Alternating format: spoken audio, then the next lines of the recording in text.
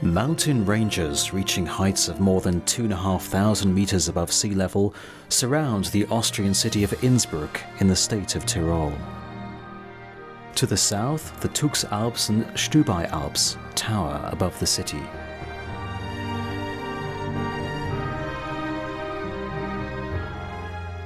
To the north, the valley is bounded by the northern chain of the Karwendel range. High above Innsbruck's roofs, an internationally renowned area of about 4 hectares nestles between the rising hillsides. It is Europe's highest altitude zoo, home exclusively to animals of the Alpine region.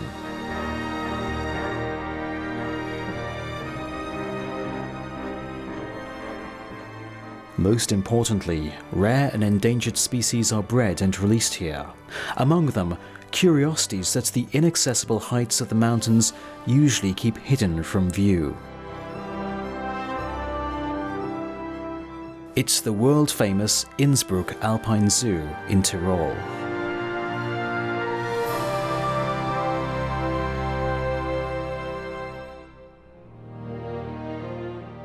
Merging wilderness and zoo so that the transitions feel seamless is always a great challenge. Rarely does this integration succeed as perfectly as it does high above the roofs of Innsbruck. The idea of keeping wild animals here is far from new, however. The so-called Weierburg Castle at the Alpine Zoo's entrance looks back on centuries of history. An imperial zoological garden was erected here as early as the 16th century. But it wasn't until almost 400 years later that the revolutionary idea of keeping exclusively mountain animals in this historic place was realized.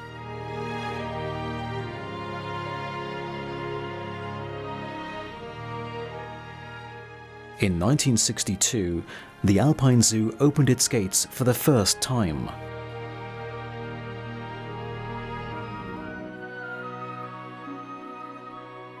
Hans Psener is regarded as the zoo's charismatic founding father. Throughout his life, he was successfully engaged in keeping and breeding alpine animals. Today, approximately 300,000 visitors visit the mountain animals each year.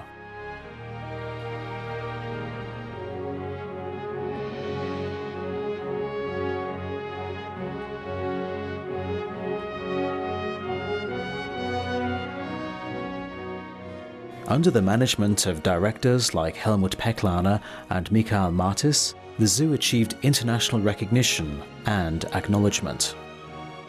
Because the breeding and subsequent release of many endangered species makes the Alpine Zoo an indispensable gene pool.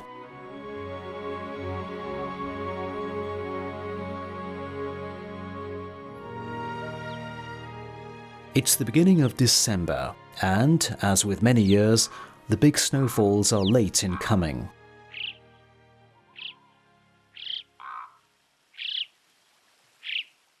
For the bearded vulture, the Alpine Zoo's heraldic bird, it's a minor matter whether it snows or not. Its breeding season is always in the winter. At a size of more than a meter, the bearded vulture is the largest bird in the Alps and was exterminated in the wild at the beginning of the 20th century.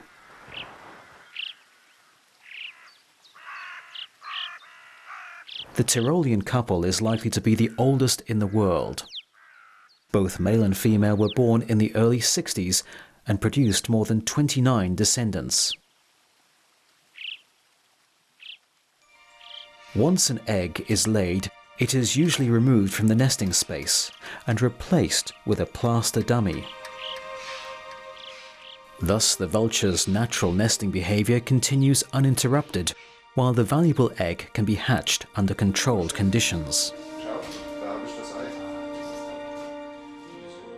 One of the incubators is right in the zoo director's office.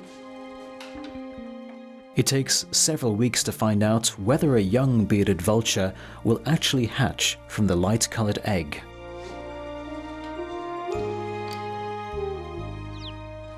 The Alps' quintessential symbolic animal is the ibex. What most people don't know is that the ibex was systematically wiped out during the last 400 years, leaving only about 50 to 100 animals in the Italian Gran Paradiso Mountains. Only the Alpine Zoo's program of breeding ibex and releasing them into the wild has preserved them in the Alps. There are about 6,500 animals in Austria today.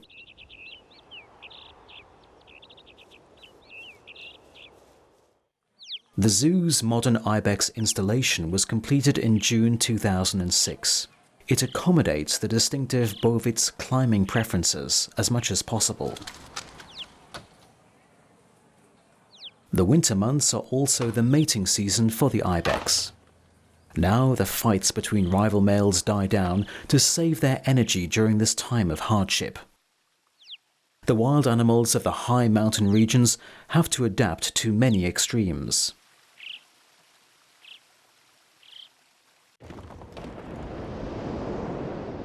Avalanches are a constant danger, taking even alert ibexes' lives time and time again.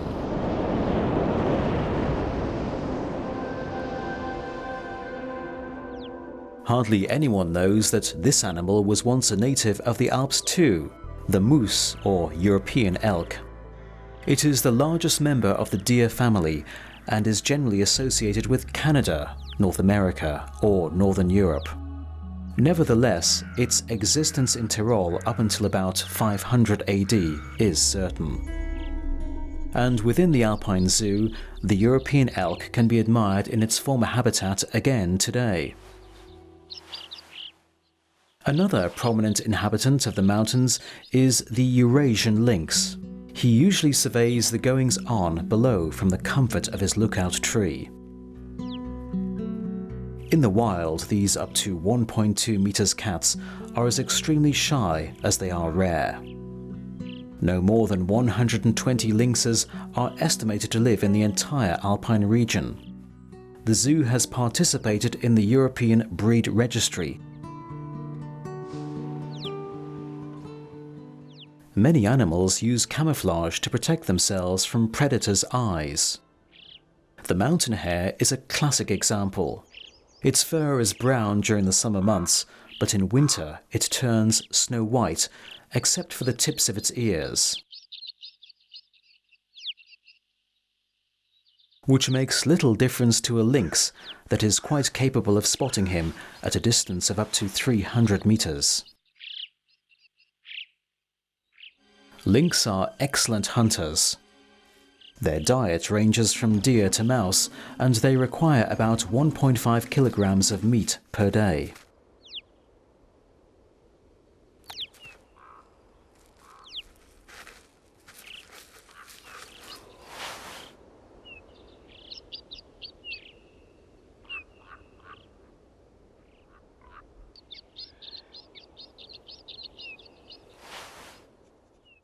In the Alpine Zoo, the mountain hares share a theme aviary with the bearded vultures and the white-winged snowfinch.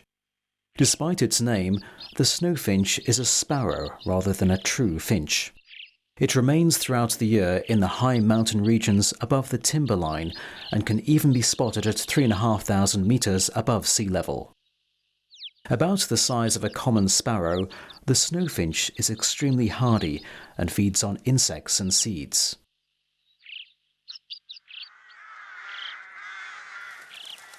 The rock ptarmigan is another of the mountain region's skilled survivalists. Like the mountain hare, it changes its color with the seasons. Its stealth plumage provides excellent camouflage during the winter. Except for its claws, its legs are entirely feathered, a mark of all grouse. During the warm season, the rock ptarmigan feeds on insects and berries, while in winter it also takes shoots, buds and flower clusters such as from this common hazel. The Alpine Zoo tries to provide the rock ptarmigan with near-natural conditions concerning its diet too. Sooner or later, winter makes itself known, and it becomes clear that this is Europe's highest altitude zoo. The chamois endure snow and frost effortlessly. In the wild, they roam even above the timberline. Harsh winters, however, often drive them back into the mountain forest zones, where it is somewhat easier to find plants to eat. A dense coat protects them from the cold.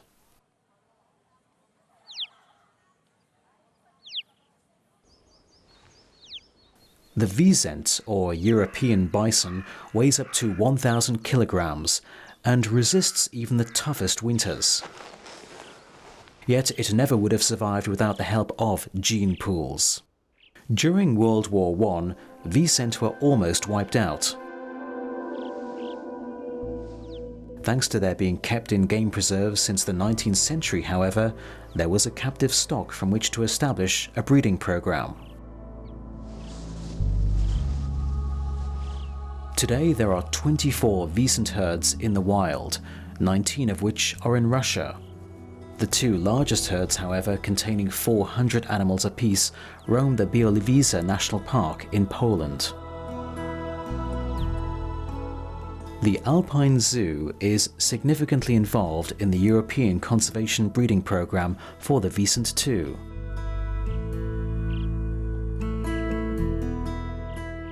Innsbruck's surrounding mountains are always ready for another dramatic weather change, and even the fiercest onslaught of winter can melt away when a foehn wind brings warm air and thaw.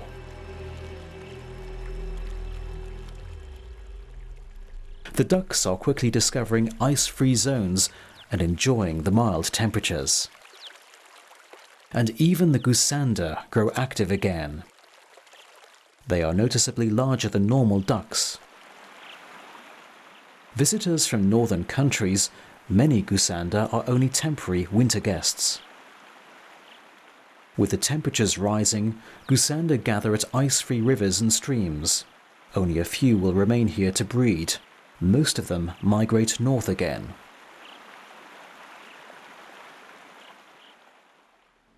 Several weeks have passed since the bearded vulture egg was placed into the incubator at 37 degrees Celsius. Now the egg is tested to see whether it contains an embryo. Zoo director Martis screens the egg.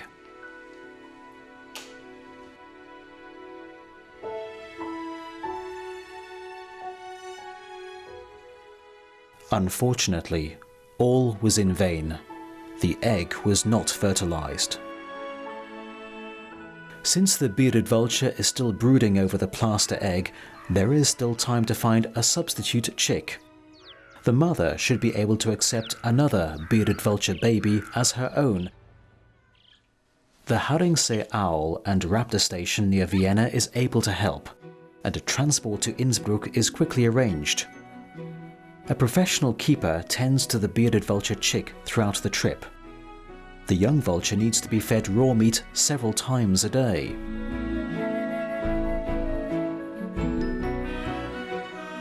About 5 hours later, the delicate cargo arrives in the Alpine Zoo. It will soon be obvious whether the experiment succeeds, and the old bearded vulture couple accepts the adoptive chick. The plaster egg must be removed very carefully. Then the small chick is put in its place in the nest. These are the trickiest moments of the entire operation. It seems to be a total success. The adult birds accept the chick and immediately start to tend to it. Bearded vultures are highly specialized scavengers. Apart from meat, they feed mostly on bones. even the chicks start out in life already capable of digesting this unusual diet.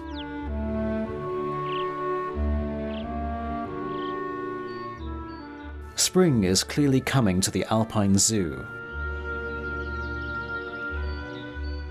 It is time to take the snakes out of the refrigerator.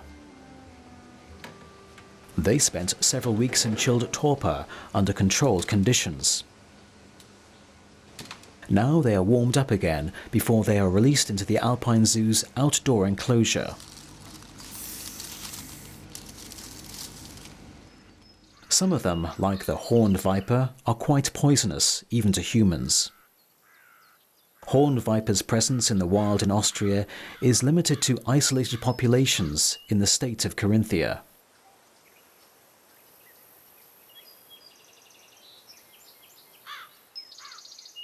There is no scientific evidence of its natural occurrence in Tyrol.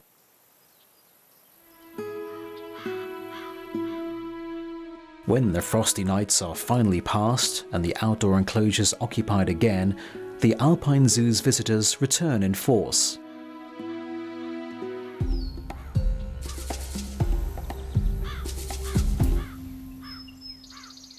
The common European adder can be found throughout all of Austria, except Vienna and the state of Burgenland. The heartland of its habitat lies in the Alpine foothills and the Alps. Accordingly, the adder is well adapted to low temperatures. It's even been observed at 2,500 meters above sea level.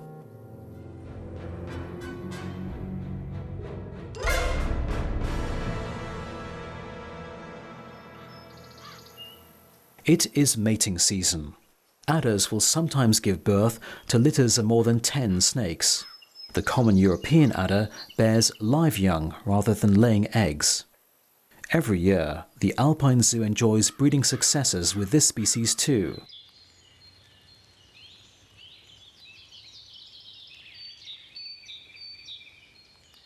By the end of March and the beginning of April, the marmots are back again. They are genuine hibernators who outlast the cold season in their frost-free burrows. Although marmots are quite common in the Alps, breeding them in zoos isn't easy. And while the Alpine Zoo specializes in breeding mountain animals, for some reason it's had no luck with marmots for years.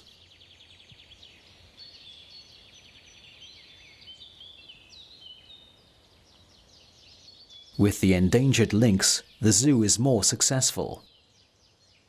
Almost every year it welcomes a new birth with 1 to 3 cubs per litter. Their mother suckles them for about 3 months.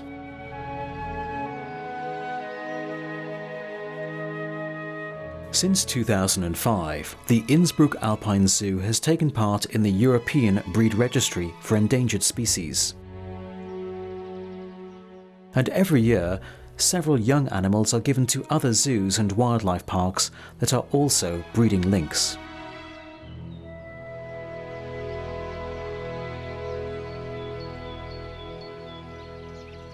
Meanwhile, snow and ice are melting in the higher mountain regions too. And despite spring being a little slow to arrive here, the icy brooks and streams feeding the Inn River are full of life. It's mating season for the grayling, a characteristic fish species of the Inn River. The grayling requires cold, oxygen-rich water with plenty of strong currents. These conditions haven't been easy to find here during the last decades.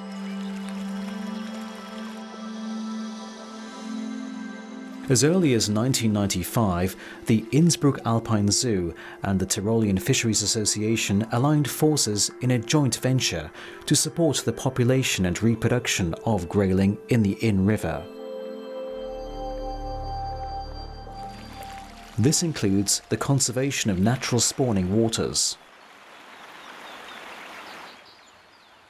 In the fish farm of Tower, there are intensive efforts to multiply the Inn grayling population under controlled conditions and as carefully as possible. The process begins with the so-called expression of the eggs from the female fish. Each female may yield up to 5,000 eggs.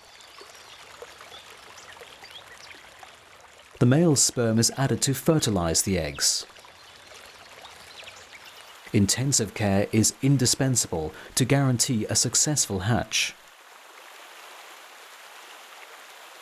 Highly specialized workers evaluate the eggs and sort out defective ones to avoid dangerous fungus infections.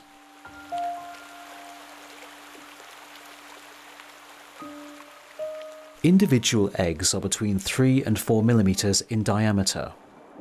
It takes several weeks for an egg to develop into free-swimming fish spawn.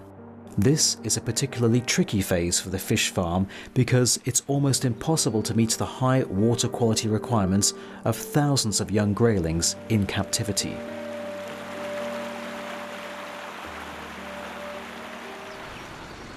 All efforts devoted by the Tyrolean Fisheries Association and the Alpine Zoo serve the ultimate purpose of releasing the inn graylings into their natural habitat. Every year, tens of thousands of them are returned to the Inn River.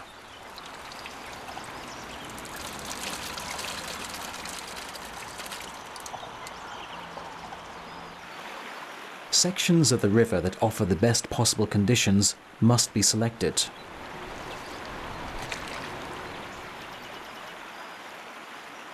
The velocity of the local current and the structure of the ground are of primary importance in a successful introduction of the young fish.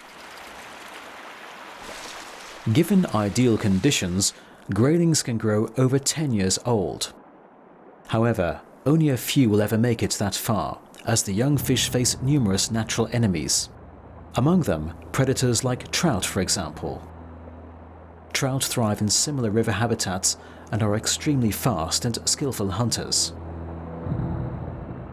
At only a few centimeters long, the young grayling's chances of survival are slim, and many of them simply end up as fish food.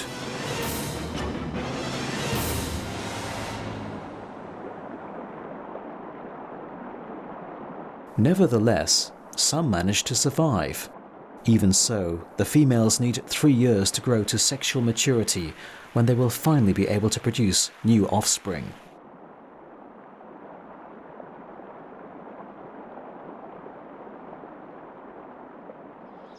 The young fish are also threatened from above. The goosander, a member of the Anatidae family, like ducks, geese and swans, can dive up to 4 meters while hunting for small fish. It feeds its chicks with them too. The goosander is a rare breeding bird in Austria. At the Inn River, it is a rare guest, and while its sizable flocks of chicks is always hungry, even this crowd poses no serious threat to the fish spawn.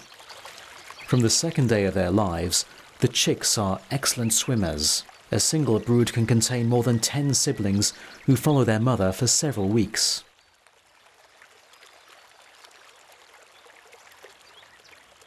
The European pond turtles have emerged from their winter rest too, and are enjoying the mild spring temperatures.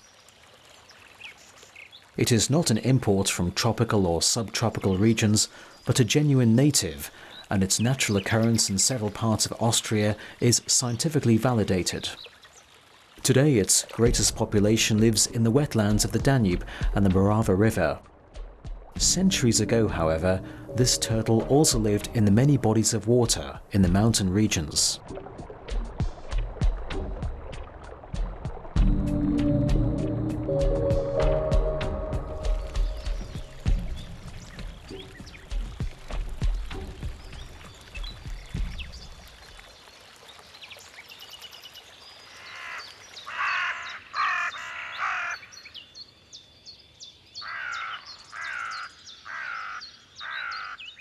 The European wildcat is one of the rarest and most elusive forest dwellers. Over the past 100 years, it has almost disappeared from wide stretches of its former habitat. Since 1984, there have been efforts, especially in Germany, to resettle the wildcat in suitable habitats. Its breeding in zoos is of critical importance. The Innsbruck Alpine Zoo makes a significant contribution.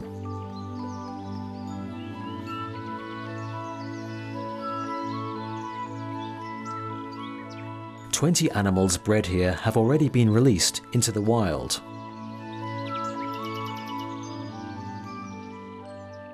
The Austrian wildcat platform was established in 2008. The Innsbruck Alpine Zoo is an active participant in this wildcat re-establishment program.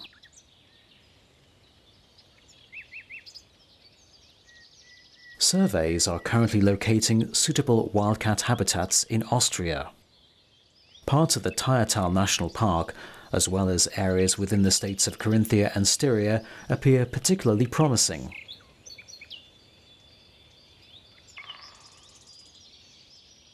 The wildcat requires untouched forest areas that are as secluded as possible. It needs privacy and space to hunt and raise its offspring in peace.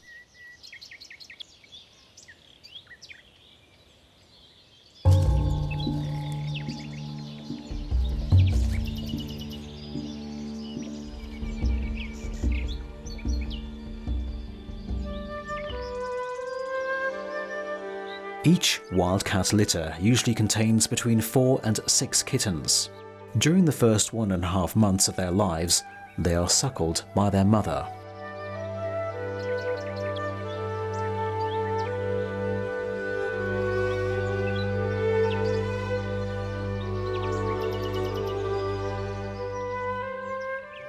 Playfully, they develop the hunting skills they will need to live independently.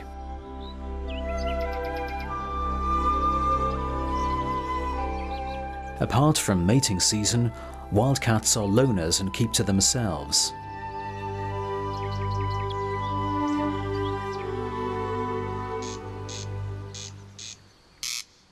The characteristic cries of the corncrake aren't warning about an approaching wildcat. They are mating calls. This peculiar bird is a member of the family Rarities and has become extremely rare in Austria.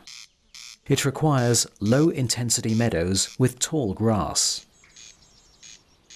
The corncrake is a migratory bird that spends the winter in Africa and returns to its breeding habitat in May.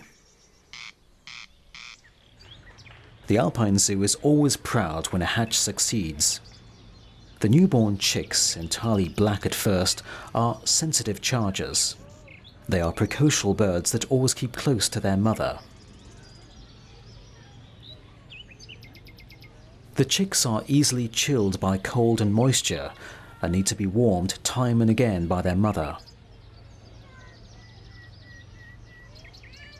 As most chicks are born by the end of May, they aren't given much time to grow up in the wild.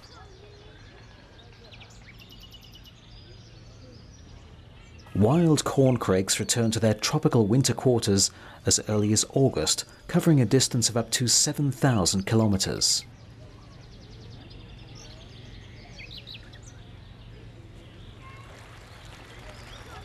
In 1996, a state-of-the-art installation was built for a primarily nocturnal rodent that most of us never get to see on land, let alone underwater in the wild: the European beaver.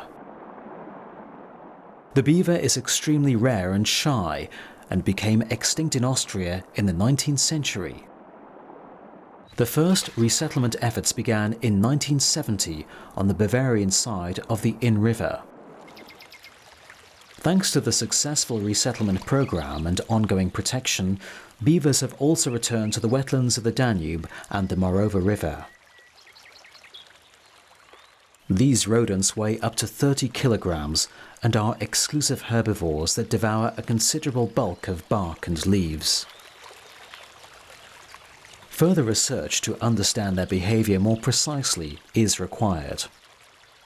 The Innsbruck Alpine Zoo is not only an attraction for visitors interested in nature, but also a place of science. A biologist from the University of Natural Resources and Applied Life Sciences in Vienna has tagged a beaver with a transmitter. It doesn't restrict the beaver's natural behavior in any way. The transmitter sends essential data about the beaver's movements and its behavior underwater. Additional video recordings supplement the scientific research.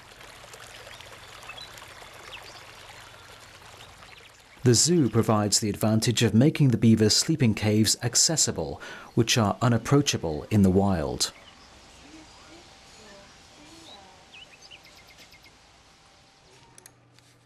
All data can be fed into a computer on location and evaluated immediately. The Alpine Zoo's research delivers essential insights concerning the wild beaver's needs and aids the protection of this endangered species.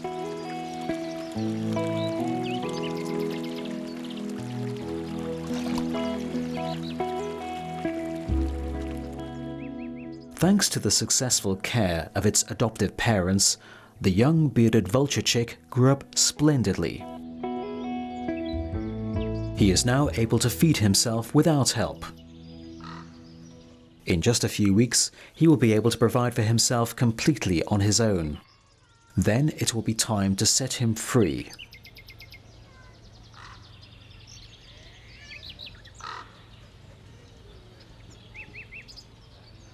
The ibex's time has come already. Every year, several representatives from the gene pool of the Alpine Zoo are released into their natural surroundings. 233 in all between 1987 and 2009. The chosen ibexes are usually between 1 and 3 years old. They seem to know instinctively that they are the center of attention today, and biologist Dirk Ulrich starts on his ibex hunt, armed with a tranquilizer gun.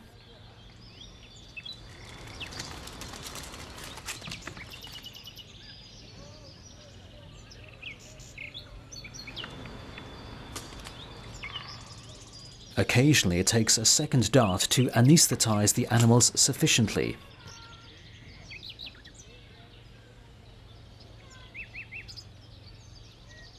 Now they won't feel any further stress as they are transported and prepared for their release, which includes the implantation of a microchip.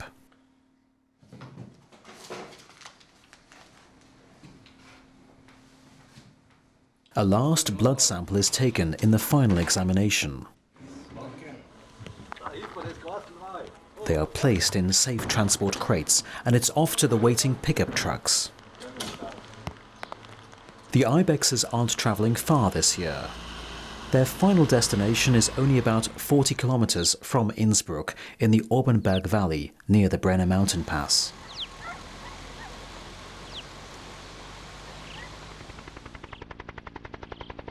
The exact location of their release lies about 1,500 meters above sea level. The best way to get there is by helicopter.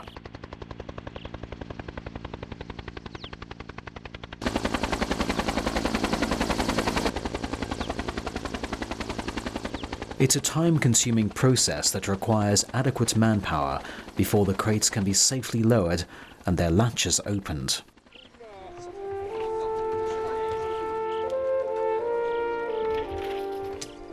Safe and sound, the young ibexes have arrived at their new home, the Obernberg Valley between Mount Eisenspitze and the Tyrolean Massif.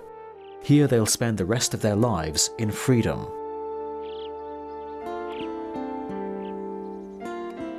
Far less spectacular, but just as meaningful, is another field study.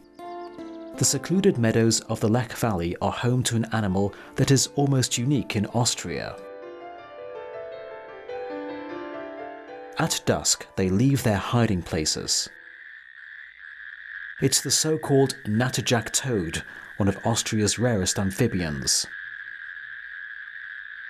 Austria contains only 2 isolated populations, one in the Waldviertel in the state of Lower Austria and the other in the Lech Valley.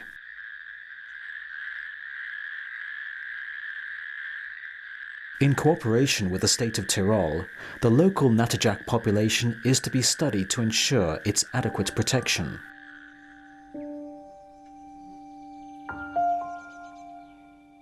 The tadpoles develop in the shallow ponds of the Lech River's wetlands.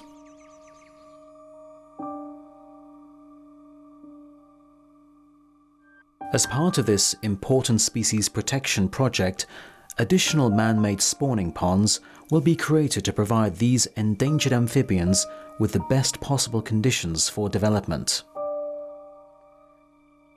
Natterjacks grow hardly bigger than 10 centimeters, and their most striking feature is a light line down the middle of their backs.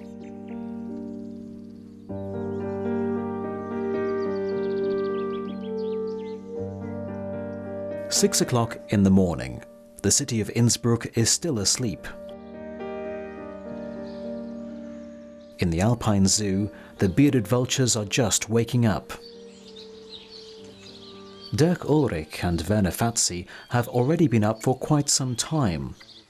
It's the adopted bearded vulture's day of release, and there are lots of preparations yet to be made. First, the young bird has to be caught. He is about 3 months old. The old bearded vulture couple took good care of him. Without much fuss, the young bearded vulture allows Dirk to pick him up and carry him away. The young bird weighs about 4 kilograms.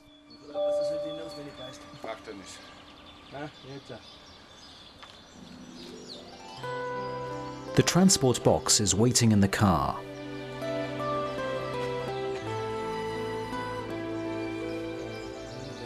The young vulture will calm down quickly in the darkness and remember little of the journey to his new home in the Hohertown mountain range. Since 1974, the Innsbruck Alpine Zoo has bred a total of 33 bearded vultures and released 13 of them into the wild. The arrival of the young bird in Malnitz in the state of Carinthia is met with enthusiasm. A large number of visitors gathered to witness the event.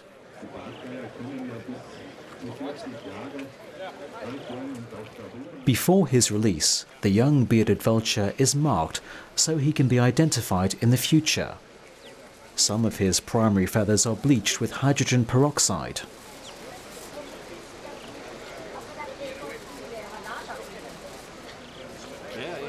Each bird is individually marked according to an established system.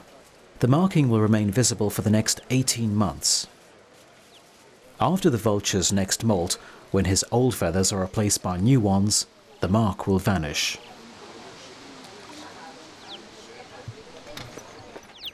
The final part of the vulture's journey is by horse carriage. Not for nostalgic reasons, but because of the local ban on driving motorized vehicles. The Hohertown National Park is known for its unspoilt nature.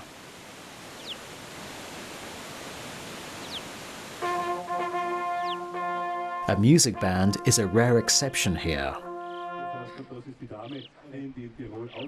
Once more, the young bearded vulture is celebrated and given a farewell.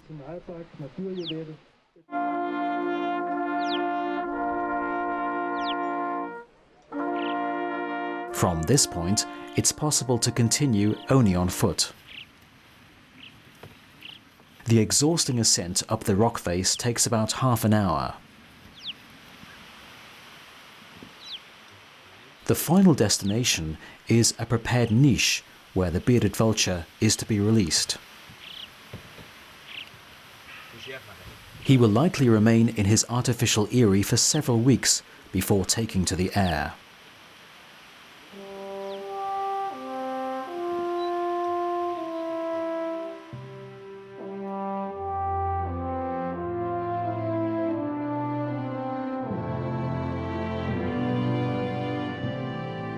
The Bearded Vulture project has become the Hohertown National Park's most important image promoter. As of 2010, there are about 20 breeding couples producing offspring throughout the Austrian Alps.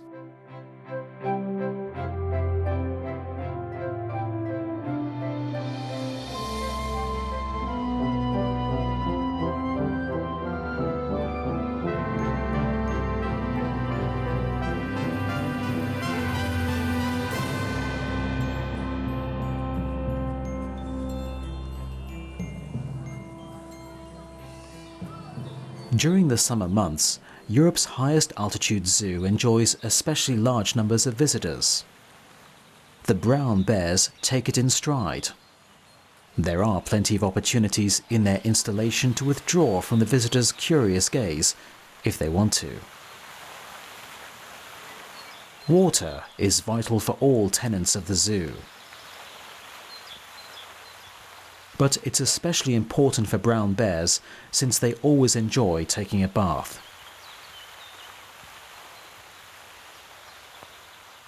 Today, only a few wild brown bears remain in the Alpine region.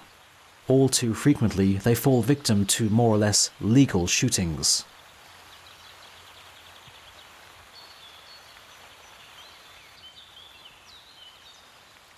Brown bears feed mainly on plants.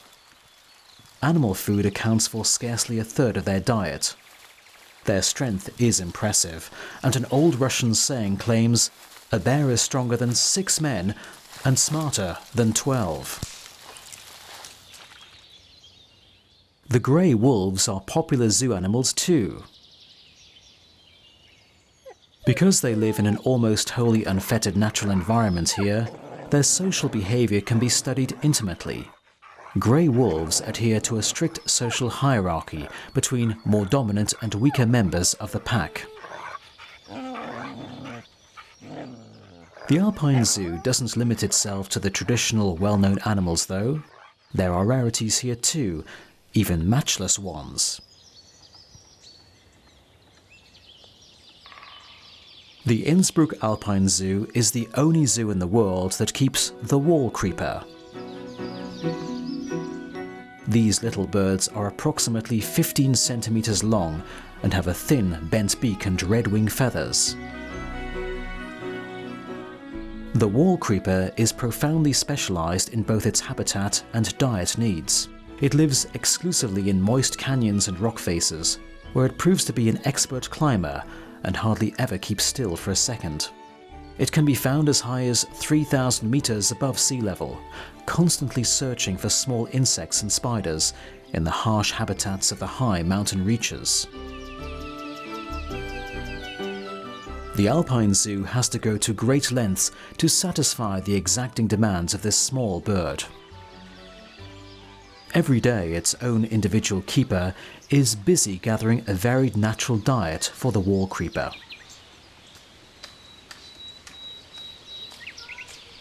This laborious method of gathering food involves beating tree branches with bushes with a pole and collecting the smallest insects in a funnel net below.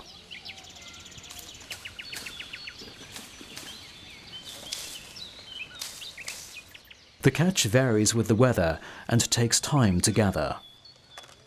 The prey accumulates at the tapered end of the net and is occasionally emptied into plastic tubs.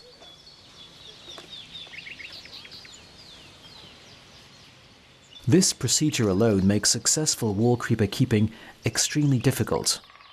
They are picky chargers who require a varied natural diet and large quantities of it. Although these birds weigh barely 20 grams, they have an active metabolism and need to eat frequently throughout the day. The Innsbruck Alpine Zoo is rightly proud of being the only zoo in the world that successfully maintains a wall creeper installation.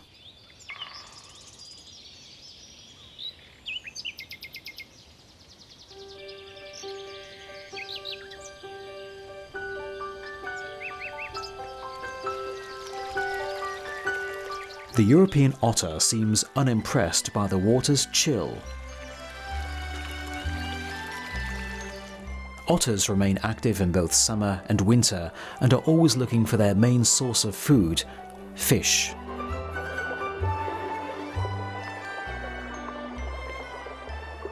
The Alpine Zoo has a close association with the European otter.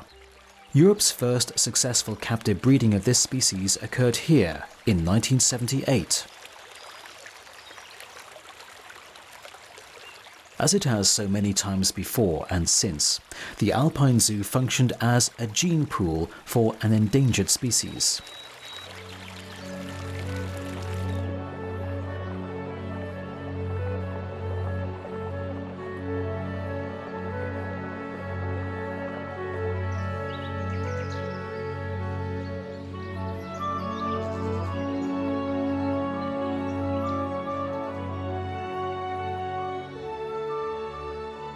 Science and research are the main purpose for keeping this odd bird too. It is the so-called northern bald ibis, a member of the ibis family that lived in the Alpine region until the 16th century. Today, only a few independent wild colonies remain in Morocco, Turkey and Syria.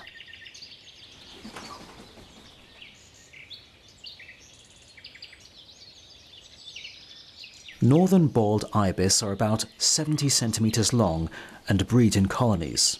This spacious installation caters as much as possible to their needs. The naturalistic installation of the northern bald ibis also harbors a hidden guest, the Eurasian scops owl. This species grows to barely 20 centimeters and is a native of the southern Alps. It feeds mainly on insects like grasshoppers.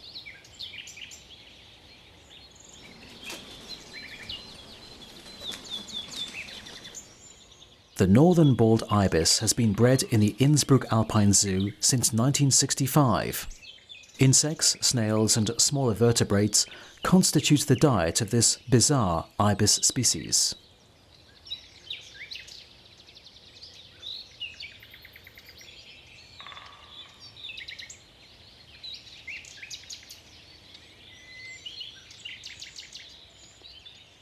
In 1988, the Alpine Zoo coordinated a Europe-wide conservation breeding program that continues today.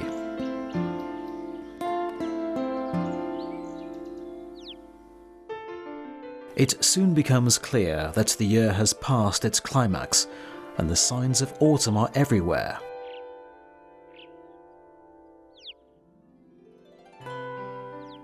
This Vicent calf was born in September. At birth, it already weighed 40 kilograms. Walking still presents quite a challenge, and the calf never wanders more than a few meters from its mother, who offers protection and, most important of all, food.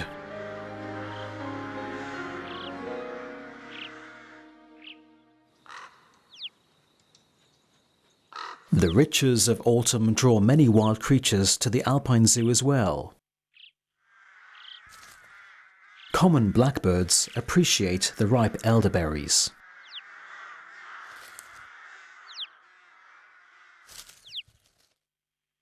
With the first frosty nights, the leaves start changing color.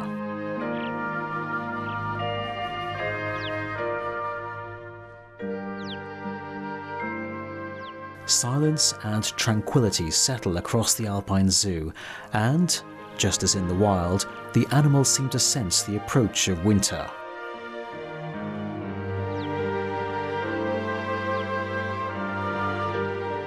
Once the first snowflakes fall in late autumn, the mountain hare is ready to change into his winter coat again.